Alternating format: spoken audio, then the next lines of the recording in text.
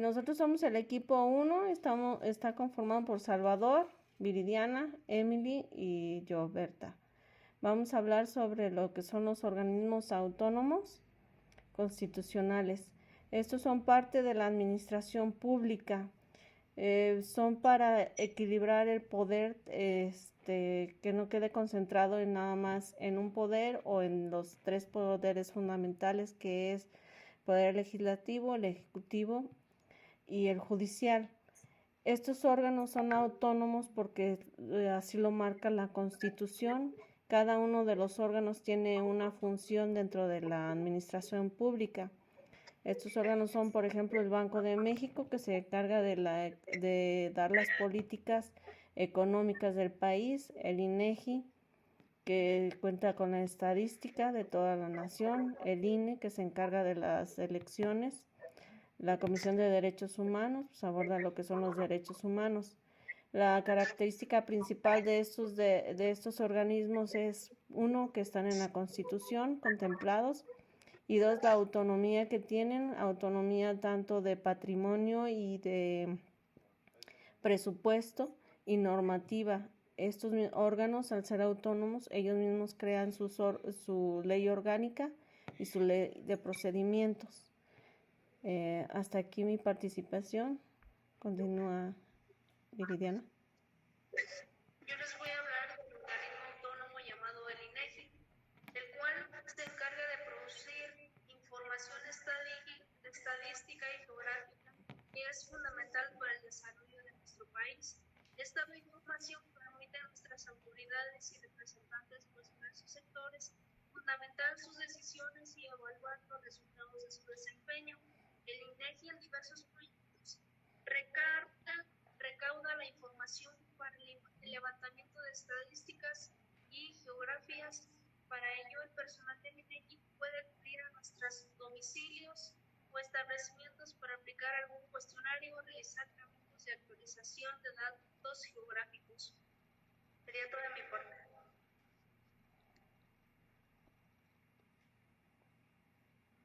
Yo voy a hablar sobre el INE, que es un instituto electoral y también es un órgano público autónomo que se encarga de organizar las elecciones federales, es decir, las elecciones de los presidentes de la República, diputados, senadores, que integran un Congreso de la Unión, así como los organizan la coordinación de los organismos electorales en las entidades federativas, las elecciones locales en los estados de la República y en la Ciudad de México. Hasta ahí mi participación.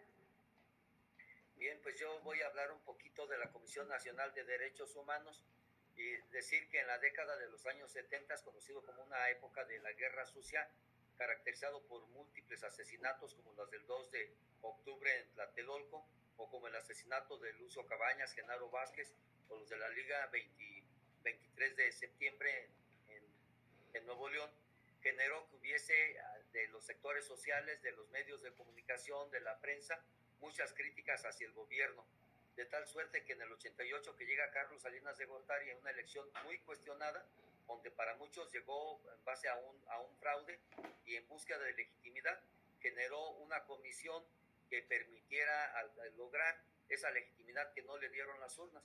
Esa comisión fue la Comisión Nacional de los Derechos Humanos y no podía estar cercana del gobierno, debería de tener independencia, autonomía por la búsqueda de esa legitimidad. Ahora ya a nivel internacional se han ido incrementando los derechos humanos reconocidos en los tratados internacionales y en la Constitución. Sin embargo, sigue siendo una materia pendiente, pues se violentan muchos derechos humanos en la sociedad. En este momento en particular, la que está de titular, una mujer, por cierto, es cercana al régimen y esto ha dado que decir porque no cuestiona ninguna de las políticas del actual gobierno. Eso, ratifico, hace que siga siendo un tema pendiente y que sigamos trabajando para que se respeten estos derechos fundamentales. Nuestro siguiente tema es la participación de las mujeres en lo que es la mayor representación en las políticas públicas. Esta se ha dado la participación gracias a las reformas que se han hecho para que las mujeres participen en los procesos electorales, que gracias a estas reformas, donde se busca la igualdad entre los hombres y las mujeres para que participen en las diferentes elecciones, se ha conseguido que tengamos mujeres presidentas municipales, diputadas, senadoras, gobernadoras, a la presidenta del Poder Judicial y ahora la presidenta de la República. Como bien lo hemos visto, que México ha logrado importantes avances respecto a esta materia, recientemente se llevó a cabo una reforma constitucional que establece la obligatoriedad de la paridad en candidaturas al poder legislativo, tanto federal como local. Sin embargo, pues existe una brecha importante para lograr la paridad, sobre todo en el nivel local. En la legislatura del Congreso de la Unión, que comenzó sus labores en septiembre del 2012, se registró una representación femenina que por primera vez en la historia del país superó el 30% en puestos de elección parlamentaria, gracias al cumplimiento del mecanismo de cuota.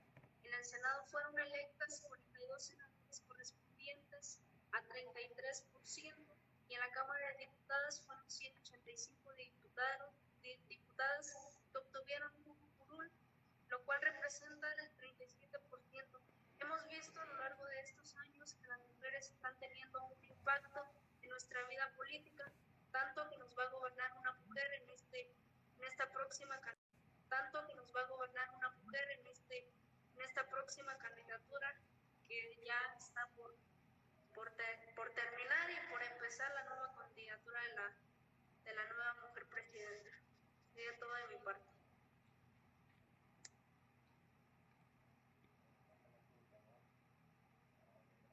Yo voy a decir que las mujeres en México han sido históricamente marginadas en la actividad política formal, a pesar de representar más del 50% de la población total mexicana.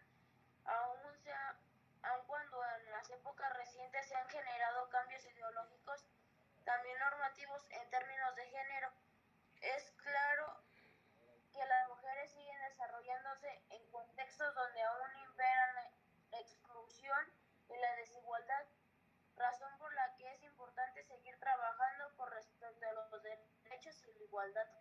Hasta aquí mi participación. Bueno, yo quiero referirme a algunas de las situaciones que han permitido que la mujer se empodere. Cuando las actividades económicas requerían de una fortaleza física, de fuerza bruta, digamos algo así, el poder estaba en manos de los hombres, es el patriarcado.